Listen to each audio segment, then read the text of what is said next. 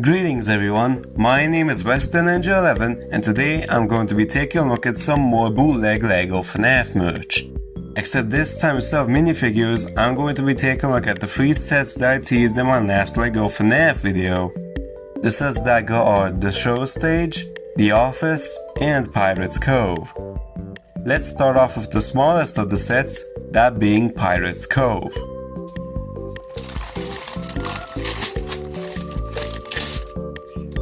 Now before we take a look at the set itself, I have a few problems that apply to all of these sets. The first issue is that the instructions absolutely suck. Because instead of having proper instructions like the ones that LEGO have, these stinky yellows decide to just print the instructions onto a piece of paper. And because of that, 2 of these sets have 2 separate pairs of instructions. It also doesn't help that unlike LEGO, the instructions for these sets don't tell you which bags you need to open at a time. So you just have to empty all of the bags and go scavenger hunting for the parts you need. And the number of bricks that you need are also very hard to read because of how small they are. And if that wasn't enough, the layout of these instructions are all over the place.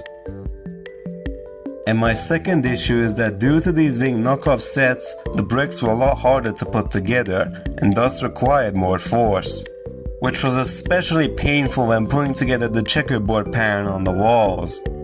I swear my fingers still hurt for like an hour after I finished building these sets.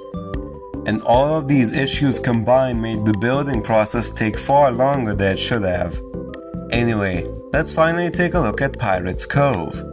This set honestly isn't half bad. The curtains are made of bricks and are actually posable, unlike the Mcfarlane set which used some flimsy paper for the curtains that constantly bounce back when you try to pose it.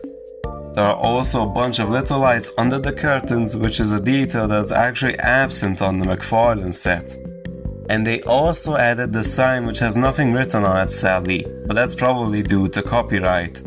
This set also gave Pirates Cove a roof, unlike the Mcfarlane version, which makes it look far more creepy when Foxy is inside it.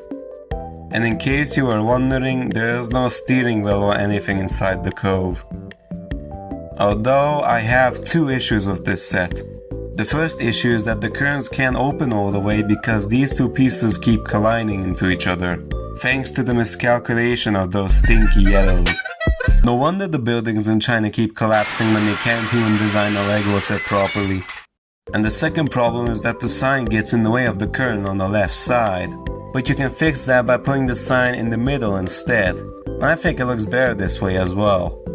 Last thing that I want to mention is that the colors of some bricks don't match the rest, which is an issue that all of these sets suffer from. But overall, I think that this is a pretty neat set. Next, let's move on to the office.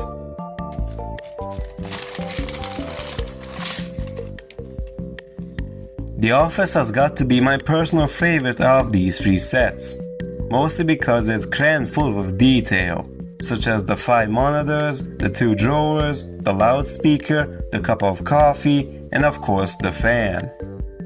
There are also 3 posters on the wall which are blank due to copyright, and there's a pretty pathetic excuse for a cupcake here, which I swiftly replaced with the one that came with Chica.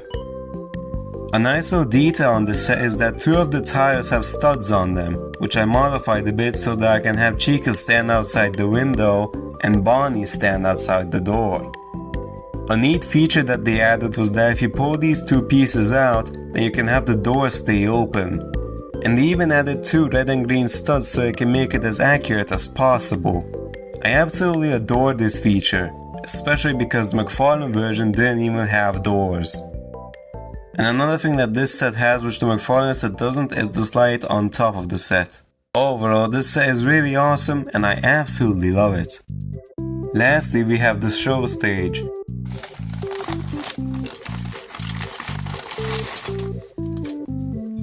Now compared to its Mcfarlane counterpart, this set has a lot more included in it.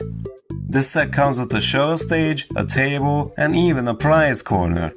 Whereas the Mcfarlane version came with just the stage itself and an arcade game.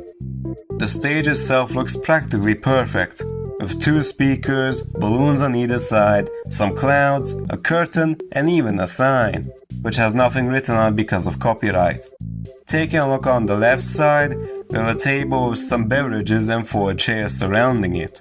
Not too sure how people are supposed to maneuver around it, but oh well. And on the wall we have 3 blank posters as well as a door. Moving to the right side, we find a very nicely detailed prize corner with tons of prizes on the shelves, a small gate, a bell, and even a phone. Perhaps this is where Phone Guy records his messages, or something, I don't know. I really like the prize corner, but that doesn't excuse the fact that it's completely inaccurate to the game, because we never saw a prize corner in the Fnaf on location. Interestingly enough, we did see a prize corner in the Fnaf movie which took place in the Fnaf on location. But that's a completely different timeline, and these sets are clearly based off the game and not the movie. Anyhow, I noticed that there's enough space behind the calendar for a minifigure to fit. And who else would be more fitting to put here than the puppet? Oh no, my bad, what I meant to say was no face, man! In case you couldn't tell, these stinky yellows mistook the puppet for Slender Man. Anyway, let's put her together.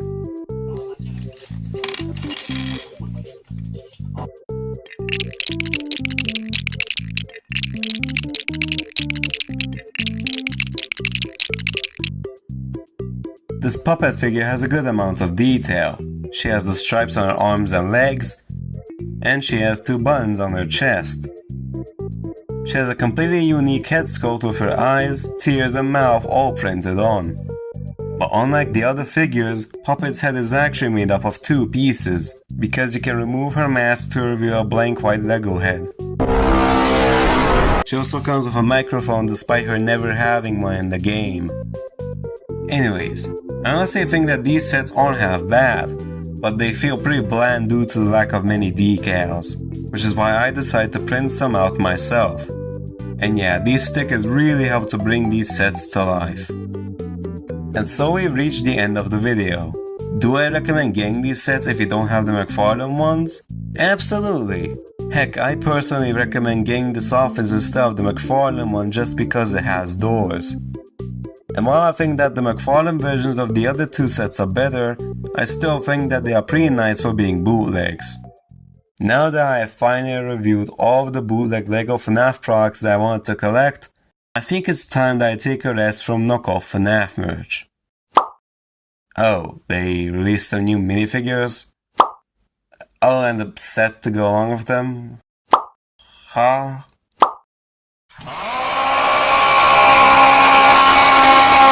Well, guess it isn't over after all. Anyways, I hope you enjoyed this little review of mine, and I will make sure to see you next time. Goodbye!